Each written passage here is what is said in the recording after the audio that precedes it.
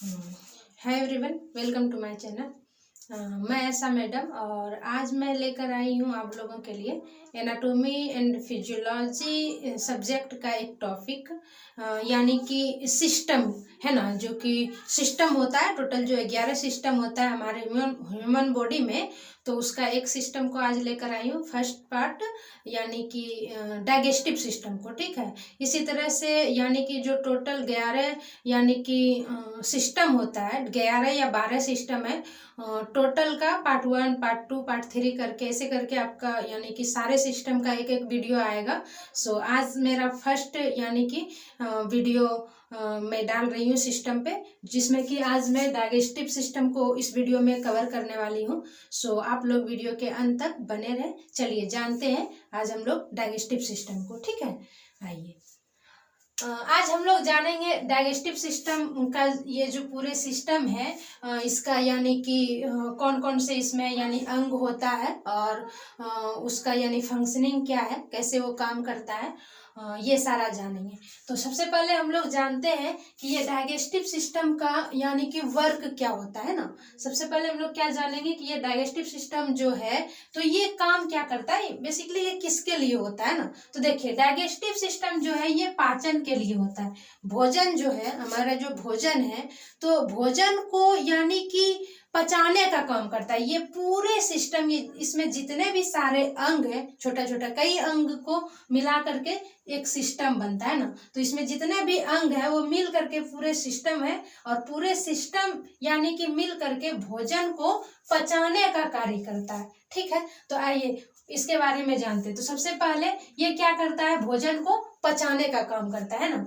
और दूसरा क्या है कि ये यानी कि कैसा भोजन को पचाने का काम करता है, ये जटिल पदार्थ को जो भी हम भोजन के रूप में लेते हैं तो उसमें वो जो जटिल पदार्थ है उसको सरल पदार्थ में क्या करता है, बदलता है ना। यानी कि जैसे कि हम भोजन करते हैं, कोई भी चीज को खाते हैं तो धीरे धीरे क्या होता है कि वो टुकड़ा में यानी जटिल है, वो जटिल रूप में, जैसे कोई भी भोजन हम लोग चावल कुछ भी फल वगैरह जो भी खाते हैं तो वो जटिल रूप होता है। उसको खा करके वो धीरे धीरे जो है ना एक सिस्टम से आकर के लास्ट तक वो क्या होता है, पूरा भोजन पच जाता है ना। तो ये जटिल पदार्थ से उसको सरल पदार्थ में तोड़ने का काम करता है। कौन करता है, ये डाइजेस्टिव सिस्टम, ठीक है। और क्या है देखिए, इसमें कहता है कि जल, विटामिन, खनिज ये सब छोटे छोटे यानी कि कण होते हैं, जिसका कि ये डाइजेस्टिव सिस्टम को पचाने यानी पचाने का कोई जरूरत नहीं। वो डायरेक्ट यानी ये सब जो जल हो गया, विटामिन हो गया, खनिज हो गया, इसका कण जो है ना बहुत छोटा होता है, तो इसको क्या कर लिया जाता है, डायरेक्ट अवशोषित कर लिया जाता है। इसको पचाने का जरूरत नहीं है। तो पचाता किसको है, जटिल पदार्थ क्या होगा, पचाता है जैसे विटामिन, ये सॉरी आपका प्रोटीन हो गया, वसा हो गया, तो ये सब चीजों को, प्रोटीन, वसा, कार्बोहाइड्रेट, ये सब चीजों को पचाने का जरूरत पड़ता है। तो वही आपका पूरे डाइजेस्टिव सिस्टम में क्या होता है, वो जटिल पदार्थ है तो वो क्या होता है, पचता है, धीरे धीरे वो टूट करके सरल पदार्थ बनता है ना। फिर उसमें जो भी मटेरियल है, जो भी न्यूट्रिशन है, उसको क्या करता है कि ये यानी अवशोषित फिर करता है, बॉडी में भेज दिया जाता है। और जल, विटामिन और खनिज ये सबको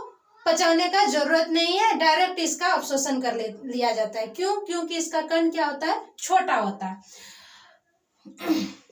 यानी भोजन का जो पाचन होता है तो पाचन का यानी मुख्य कार्य क्या है, यानी कि आपका जो भोजन जो भी आप खाते हैं तो उससे क्या बनाना है, ऊर्जा बनाना है। उस भोजन को, उसमें जो भी आपका न्यूट्रिशन वगैरह है उसको क्या करना है, ऊर्जा में यानी कि ट्रांसफर करना है ना, यही काम होता है।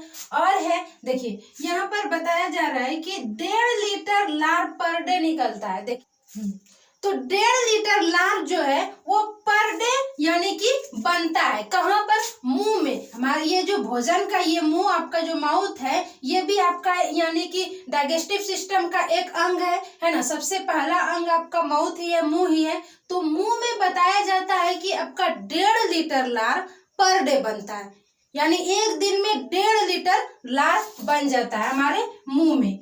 4 घंटा तक भोजन अमाशय में रहता है, या अमाशय में जो भोजन हम जो खाते हैं तो अमाशय में जब भोजन जाता है तो वहां यहाँ पर 4 घंटा तक भोजन रहता है, ठीक है। और है आहार नाल की लंबाई 32 मीटर होती है। ये पूरे आहार नाल की लंबाई 32 मीटर होता है, ठीक है। और है भोजन का मतलब, देखिए जब हम कोई भी चीज बाहर में, कोई भी खाने वाला यानी कि फूड बाहर में है तो उसे तो हम भोजन कहते हैं। वही चीज जब मुंह में चला जाएगा, वो पूरा यानी कि टुकड़ा उसका हो जाएगा तो वो कहलाएगा बोलस। और फिर वो बोलस यानी कि यहाँ पर आएगा अमाशय में तो वो कहलाएगा काइम। और अमाशय से जब आपका आंत में जाएगा तो वही भोजन कहला जाता है काइल, ठीक है।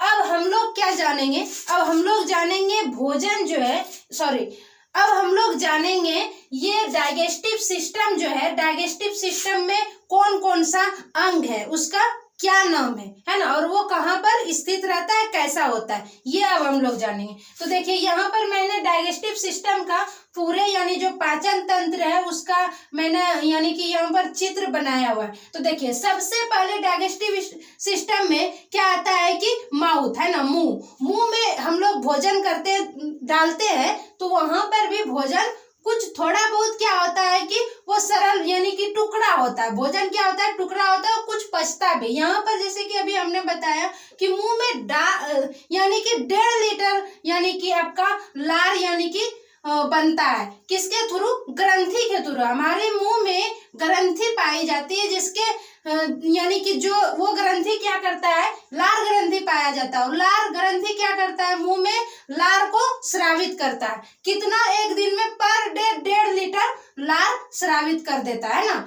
अब देखिए ये मुंह के बाद भोजन यहाँ पर दांत से क्या होता है, इसमें मुंह में सबसे मेन चीज होता है आपका दांत, भोजन को पचाने में। वो क्या करता है, जो भी चीज हम खाते हैं बड़ा बड़ा टुकड़ा में खाते हैं और दांत उसको क्या कर देता है, यानी कि तोड़ करके छोटा छोटा टुकड़ा कर देता है ना, और लार उसमें आकर के मिक्स होता है उस भोजन में, ताकि भोजन फिर मुलायम हो जाए, है ना। फिर वही वो भोजन कहाँ पर जाता है, ये आपका ग्रासिका में जाता है ना। इसको क्या बोलते हैं, ग्रासिका, या फिर फूड पाइप, है ना, फूड पाइप इसको बोला जाता है, या फिर ओसोफेगस भी इसको बोला जाता है। ये आहार नाल है ना, यानी कि इस यहाँ मुंह में जो भी भोजन पचा, वो पचा हुआ भोजन क्या होता है, ये आहार नाल के थ्रू डायरेक्ट यहाँ कहाँ पर आता है, अमाशय में आ जाता है। ये जो आपका अंग है इसका नाम है अमाशय, ठीक है। ये अमाशय में ग्रासिका द्वारा भोजन क्या होता है, आ जाता है। अमाशय का भी 3 पार्ट होता है। कितने पार्टों में डिवाइड होता है, अंदर में इसका 3 भाग होता है अमाशय का।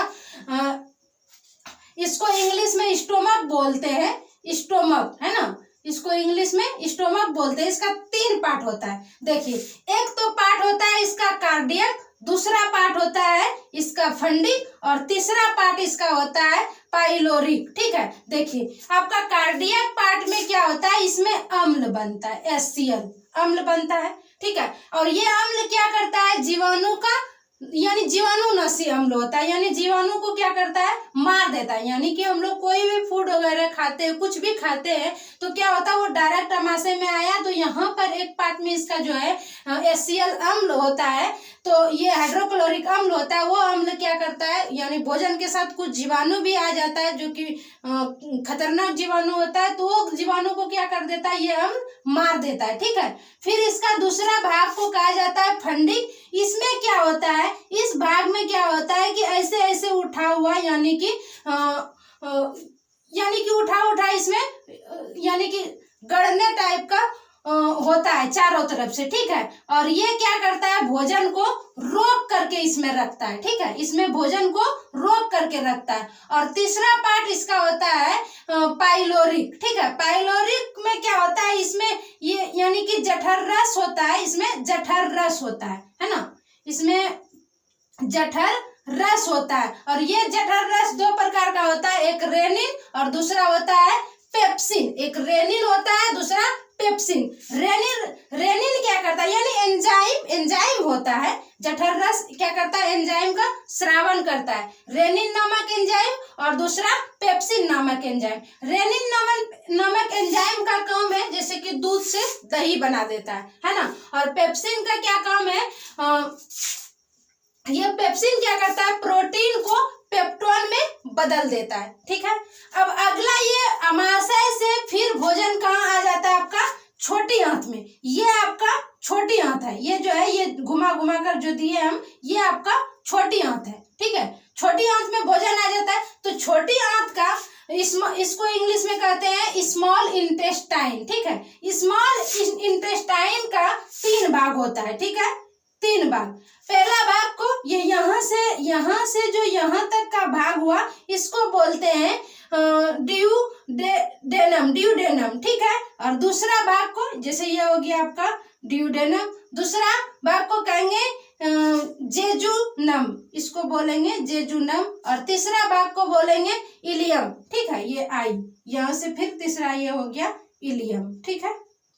ये 3 भाग होता है स्मॉल इंटेस्टाइन का। अब स्मॉल इंटेस्टाइन से फिर भोजन कहाँ चला जाता है, धीरे धीरे बड़ी आंत में। ये जो हमने लाल रेड रंग से बनाया, ये है आपका बड़ी आंत। अब बड़ी आंत का भी 4 भाग, इसको बड़ी आंत को कोलन भी बोलते हैं, ठीक है। इसका भी 4 पार्ट होता है, ठीक है।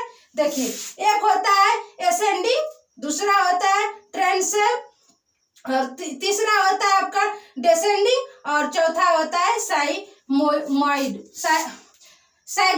ठीक है, सैगमोइड, ये चौथा। तो यहाँ से ये हो गया आपका एसेंडिंग पार्ट, दूसरा ये हो गया आपका ट्रांसेल पार्ट, और तीसरा ये हो गया आपका डिसेंडिंग पार्ट, और चौथा हो गया सैगमोइड पार्ट, ठीक है।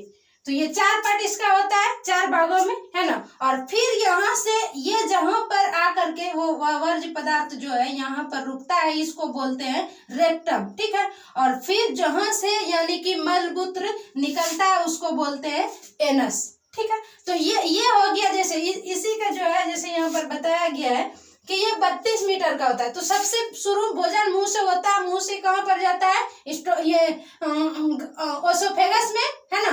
ओसोफेगस से अमाशय में, अमाशय से छोटी आंत में, और छोटी आंत से बड़ी आंत में, और बड़ी आंत से फिर रेक्टम में वो वर्ज्य पदार्थ थोड़ा देर ठहरता है, और फिर एनस के थ्रू वो बाहर निकल जाता है ना। अब इसमें दो ग्रंथि यहाँ पर मैंने दर्शाया। ये एक है पेंक्रियाज, जिसको कि हम लोग अग्न्याशय बोलते हैं। ये पेंक्रियाज है, ये ग्रंथि है, ये क्या करता है, एंजाइम को निकालता है। और दूसरा यहाँ पर है लीवर, ये भी ग्रंथि है, ये भी क्या करता है, कुछ यानी कि एंजाइम वगैरह निकालता है, ठीक है। और ये लीवर है, और ये है आपका गोल ब्लैडर, है ना, जिसको कि पित्ताशय बोलते हैं, है ना। तो ये यहाँ पर क्या होता है, वो बनता है, ये ग्रंथि है, तो यहाँ पर बनता है यानी एंजाइम, और ये यानी एंजाइम आकर के जमा किस में होता है, गोल ब्लैडर में, है ना। और जब जरूरत पड़ता है ये तो गोल ब्लैडर से निकल करके ये यहाँ पर जो अमाशय का मुंह है, यहाँ पर छोटी आंत है, तो ये छोटी आंत में जैसे ही अमाशय से भोजन छोटी आंत में आता है, तो ये एंजाइम यहाँ पर निकल करके फिर यहाँ से मिल करके वो धीरे धीरे बाहर होता है। तो ये था यानी कि डाइजेस्टिव पूरा सिस्टम। डाइजेस्टिव सिस्टम में कई पार्ट था, यानी कि कई अंग था, और सारे अंग का नाम, और मैंने वो सारा काम उसका बता दिया कि किसका क्या क्या काम है। तो एनाटॉमी और फिजियोलॉजी में आप लोग डाइजेस्टिव सिस्टम का जो आपका यानी कि अंग है कहाँ पर होता है वो जानना है, और उसका फंक्शनिंग क्या है साथ में वो भी मैंने बता दिया। तो ये आपका यानी कि डाइजेस्टिव सिस्टम पूरा हो गया। अब हम अगले वीडियो में आप लोगों को बताएंगे, यानी कि कोई एक और सिस्टम को लेकर के आएंगे और उस पर डिस्कस करेंगे। चलिए ठीक है, ओके।